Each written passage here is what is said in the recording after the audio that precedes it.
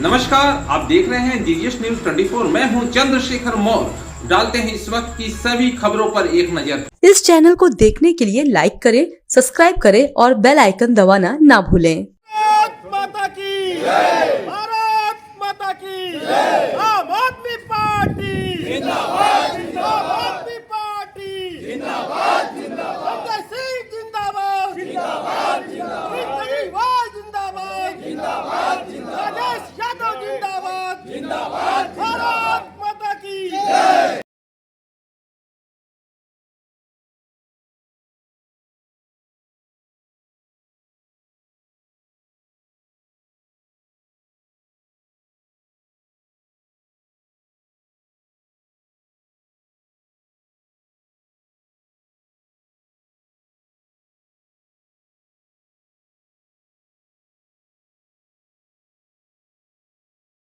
हंसराज दुबे नाम है मेरा। आम आदमी पार्टी के छात्र विंग सीवाईएसएस का मैं प्रदेश का अध्यक्ष हूँ। आज के इस कार्यक्रम के बारे में बताइए। जो आप देखिए, उत्तर प्रदेश में आम आदमी पार्टी लगातार अपने संगठन का विस्तार कर रही है। जब से नगर निगम का चुनाव खत्म हुआ है, जिसमें आम आदमी पार्टी को ज़बरदस्त सफलता, ज़बरदस्त उपस्थिति आम आदमी पार्टी ने उत्तर प्रदेश में दर्ज की है, उसके बाद से लगातार हम अपने संगठन पे धार दे रहे हैं। और उसी के सिलसिले में आज छात्रों और युवाओं के साथ हमारी एक बैठक यहाँ आजमगढ़ में थी, आदरणीय हमारे प्रांत के अध्यक्ष श्री राजेश यादव जी की उपस्थिति में। और इस पूरे कार्यक्रम का आयोजक भाई आशीष मौर्य जी, जो स्वयं शिक्षक भी हैं, उन्होंने आयोजित किया। और हालात ये है उत्तर प्रदेश के कि 2017 से कथित तौर पे उत्तर प्रदेश के अंदर भारतीय जनता पार्टी की डबल इंजन की सरकार चल रही है। लेकिन आप सोचिए कि चाहे वह नौजवान हो, जिसको हर साल 13 लाख नौकरी देने का वादा 2017 में योगी जी ने किया था, लेकिन आज 8 साल हो गए। हालात ये है कि लखनऊ की सड़कों पर नौजवानों को बुरी तरीके से पीटा जाता है। पुलिस के द्वारा उनको माँ बहन की भद्दी भद्दी गालियाँ दी जाती है जब वो नौजवान नौकरी के लिए योगी जी के दरवाजे पर जाते हैं। किसानों के हालात ये हैं कि लगातार लंबे समय से पूरे पश्चिमी यूपी में प्रदर्शन चल रहा है। कानून व्यवस्था आप देख लीजिए, जस की तस बनी हुई है। और अभी 2 दिन पहले का जो मुजफ्फरनगर का कांड जिस तरीके से हम लोगों ने देखा, कि आप सोचिए कि भारतीय जनता पार्टी और संघ ने किस तरीके से, किस स्तर पर जाकर इस देश को विखंडित करने का एक तरीके से प्रयास, षड्यंत्र रच दिया है। और ये जो तृप्ति त्यागी जैसी महिला जो मुजफ्फरनगर के अंदर एक मोहम्मदन नौजवान को इसलिए पिटवा रही क्योंकि मुस्लिम समाज से आता है, आज भारतीय जनता पार्टी हिंदुस्तान के अंदर सभी बड़े डिग्री कॉलेज में, विश्वविद्यालय में संघ की जो एजेंडा है उसके तहत अपने तमाम ऐसे लोगों को सेट करने का काम किया है जो नौजवानों के अंदर आग उगलने का काम कर रहे हैं, जहर बोने का काम कर रहे हैं। आम आदमी पार्टी जो मुद्दों की राजनीति करती है, जो बुनियादी सुविधाओं की बात करती है, जहां हम 21वीं सदी में जी रहे हैं, लेकिन हालात ये है कि आजमगढ़ के अंदर भी अगर किसी को कुत्ता काट लेता है उसका इंजेक्शन सरकारी अस्पतालों में नहीं मिलता। सरकारी अस्पताल के अंदर न कोई जाँच होती।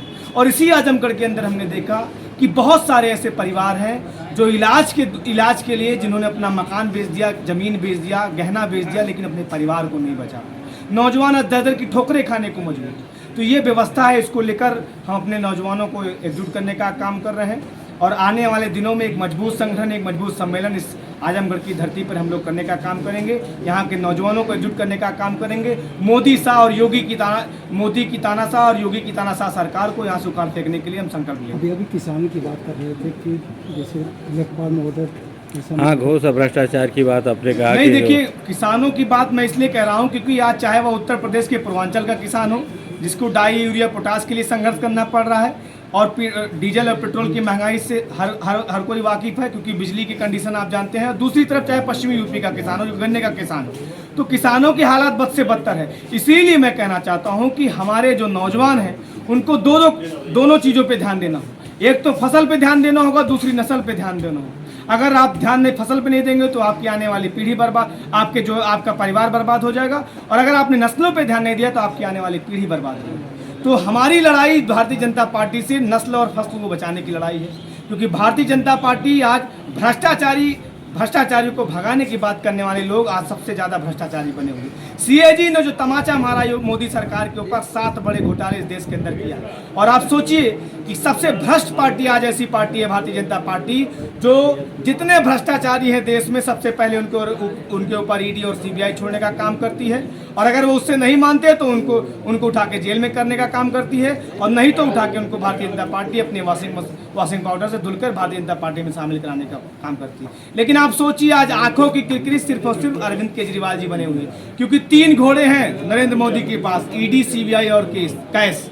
इन तीनों घोड़े के जरिए देश के अंदर ये तानाशाही ला रहे हैं। लेकिन अरविंद केजरीवाल जी की सरकार जहां दिल्ली में चल रही, वहां तीनों घोड़े इनके फेल हो जाते हैं। तो आम आदमी पार्टी इसको लेकर हम लोग पूरे उत्तर प्रदेश में अपने संगठन को मजबूत कर रहे हैं। तहसीलों को किसानों के लिए क्या कर रहे हैं? देखिए, किसानों का मुद्दा मैं बताया आपको कि जिस तरीके से हमारे यहाँ छात्रों नौजवानों का बैठक चल रहा है, इनको एकजुट करने का काम हो रहा है, उसी तरीके से हमारी जो किसान विंग है वो अलग अलग गांव में जाकर, हमारी जो पंचायत विंग अलग अलग गांव में जाकर लोगों को एकजुट करने का काम कर रही है। और बहुत जल्द एक बड़ा सम्मेलन हम इसी आजमगढ़ के अंदर करेंगे, जहां पर नौजवान, किसान और सबको एकजुट करके इस तानाशाह सरकार को उखाड़ फेंकने का काम करेंगे। जैसे भ्रष्टाचार के बारे में भी आप बोल रहे थे कि भ्रष्टाचार भी काफ़ी चरम पे चला गया, जो कभी कम घूस हुआ करती थी, घूस का कुछ मानक आपने बताया? नहीं, देखिए उसमें कोई इफेंट बट नहीं है। आप सोचिए कि 2012 से 17 के दौरान आप देखेंगे तो लेखपाल, कानूनगो, तहसीलदार 500-100 रुपए घूस लेते थे। आज वो आंकड़ा बढ़ के 500-1000 रुपए हो गया। और जो भी गरीब व्यक्ति अगर चाहे कि अपने जमीन की पैमाइश करा ले, हकबरारी करा ले, तो 10 से 15,000 रुपए का चढ़ावा चढ़ाना पड़ता है। और आए दिन आप ही मीडिया बंधु उसको उजागर करते हो। लेकिन आप सोचिए कि किस तरीके से आपके ऊपर भी शिकंजा कसने का काम योगी जी ने किया। अभी 2 दिन पहले एक फरमान लखनऊ से आया है सारे जिलाधिकारी को कि जो भी मीडिया, यानी आजमगढ़ का हमारा जो भी मीडिया बंधु है, जो एक तरीके से चौथा स्तंभ माना जाता है, अगर उसने कोई भी निगेटिव खबर सरकार के खिलाफ दिलाई तो आपके चैनल को भी जवाब देना पड़ेगा। यानी आपके ऊपर भी शिकंजा कसने का काम योगी आदित्यनाथ ने कर दिया मोदी जी के इशारे पर। तो ये लड़ाई हम सबको मिलकर लड़नी पड़ेगी कि जो तानाशाही चल रही उत्तर प्रदेश में और देश में, उसको किस तरीके से ख़त्म किया जाए। क्योंकि अगर हम नहीं ख़त्म करेंगे तो हमारी नस्ल, हमारी फसल सब बर्बाद हो जाएगी। ठीक है।